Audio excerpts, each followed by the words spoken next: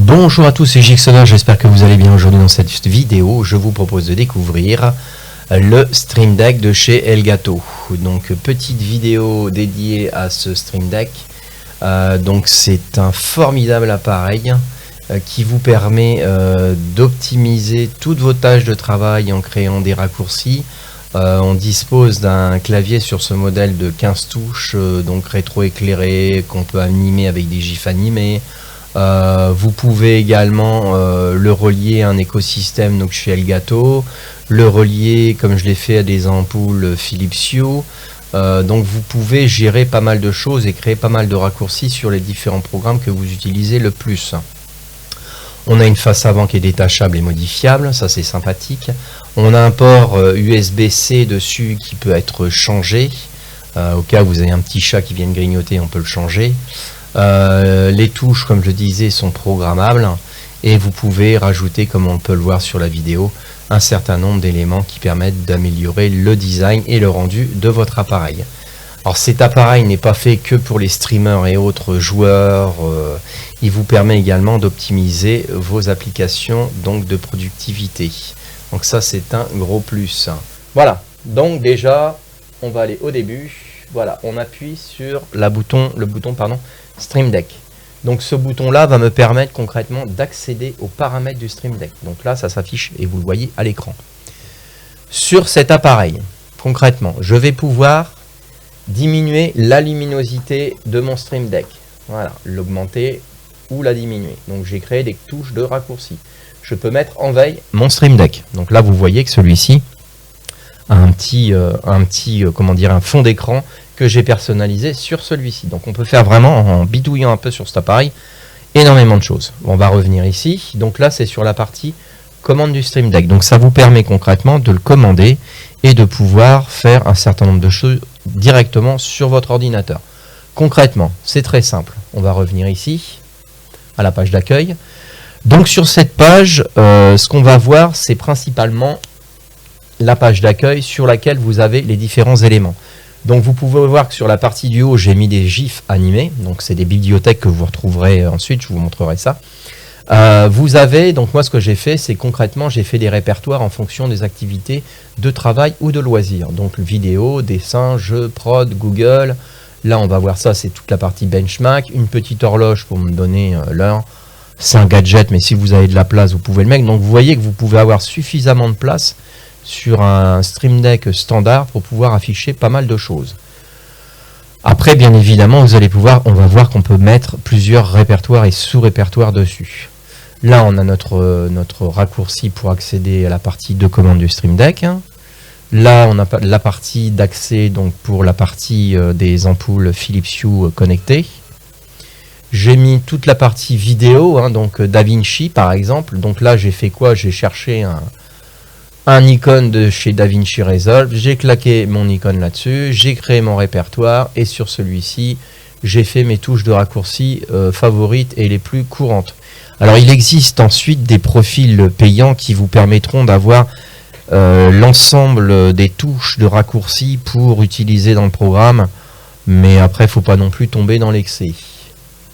Moi j'ai mis juste celles qui sont les plus chiantes à trouver sur cette application. Donc j'ai mis ensuite OBS, voilà, j'ai mis AVS Media, MKV, Audacity, VLC, d'augmenter ou d'y diminuer le volume, voilà tout simplement. Donc on peut mettre tout simplement volume moins, donc on tape volume moins.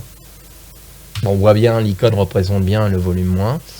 Vous allez me dire, mais oui, mais on n'y voit rien. Bah attends, pas de souci, on peut augmenter la taille de la police, voilà, ou la diminuer.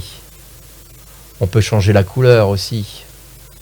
On peut mettre du blanc, du vert, du bleu, enfin tout ce que vous voulez.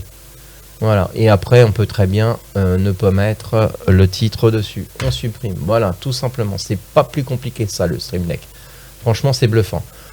Tu veux changer l'intégralité d'un dossier, tu peux le faire simplement. Tu prends, tu glisses, tu déposes un autre endroit. Tu as envie de le mettre là, hop, il va se redécaler. Voilà, il se gère vraiment très simplement, c'est très simple d'utilisation. Donc dans la partie dessin, donc j'ai mis tout ce qui était lié au dessin, Autodesk, Blender, Lightburn, GIMP, les utilités Apple Scanner, donc tout ce qui est lié au dessin. Tous les raccourcis que vous pouvez avoir pour Google.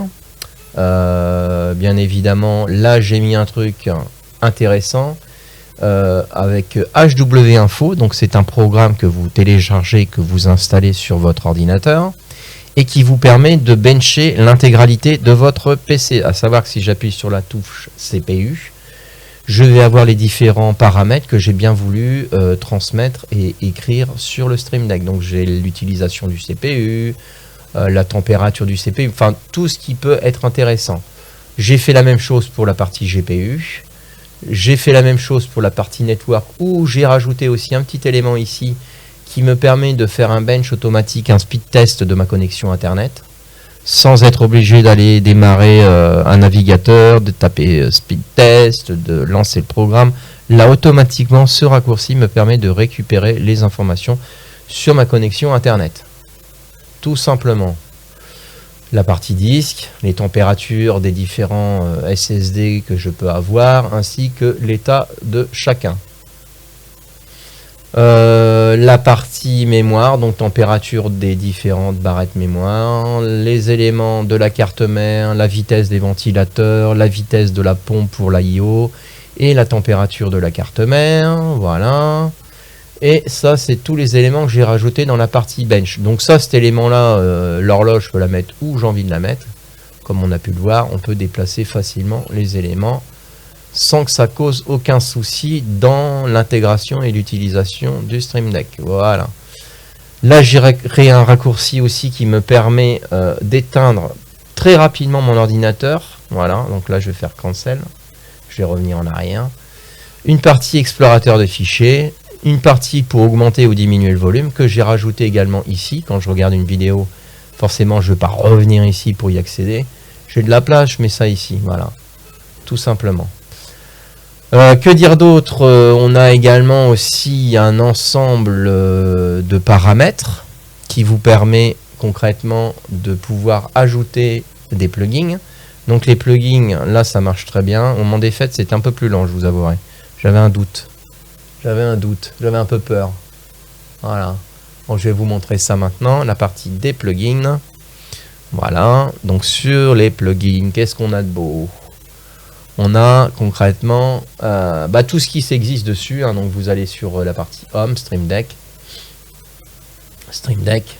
Voilà, donc vous avez des icônes, vous pouvez télécharger tous les icônes que vous avez envie de télécharger. Voilà, alors il y a des éléments qui sont gratuits, d'autres qui sont payants, hein, tout simplement. Voilà, donc vous pouvez rajouter, vous aimez bien une police d'écriture ou une police liée à une marque ou un jeu favori ou quel que soit ce que vous avez envie de mettre, vous pouvez le télécharger et vous pouvez tout simplement l'installer. Qu'est-ce qu'il y a d'autre? Il y a plein de choses à découvrir dessus, franchement. Et c'est ce qui est intéressant, c'est que c'est vraiment très simple d'utilisation. Je dirais que ça simplifierait même la vie de certaines personnes qui ont du mal à utiliser un PC. Ça vous permet concrètement vraiment d'accéder très rapidement aux touches de fonction. Vous le faites une fois et c'est terminé, plié, quoi. Vous avez les plugins, donc là par exemple le plugin OBS que j'ai ajouté dans la partie vidéo, et je l'ai retrouvé ici tout simplement, vous voyez, Open in Stream Deck, le volume, enfin tous les éléments, c'est pas moi qui les ai fait, ça existait déjà. Tiens, l'utilisation pour avoir un bench automatique, Open in Stream Deck, ok, Open in Stream Deck, voilà, ouvrir Stream Deck, donc là je vais avoir rajouté normalement un élément comme ça, là, le plugin CPU est installé. Voilà. Alors, qu'est-ce qui nous fait le plugin CPU? Alors, le plus dur, je dirais qu'après, c'est de retrouver le plugin. Voilà, hein, on voit processeur. Ah, vous voyez, processeur. Je le prends, je le glisse ici. Et là, on voit tout simplement comment j'ai installé un plugin. Je l'ai mis directement sur mon Stream Deck. Et là, pour le coup, ça me fait une case en moins que j'ai utilisée. Voilà, j'ai envie de le supprimer. Et je le supprime ou je le remplace par autre chose. Il n'y a aucun souci. Voilà, c'est vraiment très très simple d'utilisation, mais je vais le laisser, allez. Parce que j'aurais très bien pu le mettre ici aussi. Tiens, je vais le mettre ici, c'est quand même plus approprié. C'est pas un problème, je fais ça, je fais avec ma souris dessus, je fais un clic droit, je fais copier, je vais dans mon bench, je le rajoute ici et je fais coller. Voilà, et tout simplement, je vais avoir exactement la même information que j'avais ici, puis celui-ci, je fais supprimer, voilà. Et je vais retourner dans mes benches et je vais retrouver ce petit icône ici. Pareil, je prends, couper, non on n'a pas coupé, copier, Voilà, je reviens ici, je fais coller, tout simplement. Et je retrouve 2 fois de suite les 2 éléments qui sont utilisés et qui sont affichés sur le Stream Deck. Voilà, ça, vous voyez, c'est vraiment très simple d'utilisation. On ne peut pas faire plus simple. Bon, ce plugin-là, je le connaissais, donc pour le coup, c'était facile pour vous le proposer. Qu'est-ce qu'on a de bon? On a énormément de choses dessus. On a énormément de choses. On a par exemple la partie vidéo. On a la partie audio. Il vous propose des sons, des musiques, des effets que vous pouvez enregistrer et autres qui sont juste super sympas. Voilà, audio, alors on va dans vidéo, audio, pardon, musique. Vous avez un certain nombre de musiques libres de droit.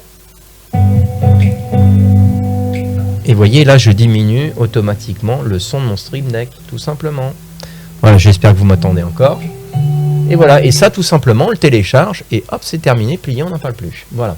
C'est vraiment très, très intéressant ce qu'on peut faire avec cet outil, et franchement, c'est très simple d'utilisation, une fois de plus. Donc là, je vais retourner, on va retourner sur notre Stream Deck. Je vais vous le montrer aussi également comme ça. Voilà, on le remet ici. Je vais aller sur la partie vidéo. Hop.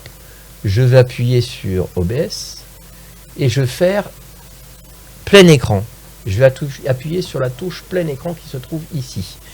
Et automatiquement, sans rien toucher, je me retrouve dans la configuration pour vous dire que j'adore ce produit. J'ai trouvé ça très simple d'utilisation, super sympathique. C'est pas fait que pour les streamers, ça peut être utilisé vraiment pour tout le monde, pour monsieur et madame tout le monde. Ça vous permet de simplifier l'intégralité de vos tâches en production ou même en loisir, de retrouver tous les éléments que vous avez besoin très rapidement. Et sur ce, je vous dis à plus dans une future vidéo. N'hésitez pas bien évidemment à vous abonner, à activer la petite cloche pour recevoir toutes les notifications, de mettre une tonne de commentaires et bien évidemment de lâcher un super beau pouce. Et puis pour ceux qui ne sont pas abonnés, abonnez-vous. Vous verrez, je vais vous faire découvrir pas mal de choses comme ça que j'ai pu acquérir parce que ce Stream Deck, je l'ai acheté. Et écoutez, je préfère vous présenter tous ces produits-là. Voilà, je vous dis à plus dans une future vidéo. C'était XJ Sauveur. Allez, ciao!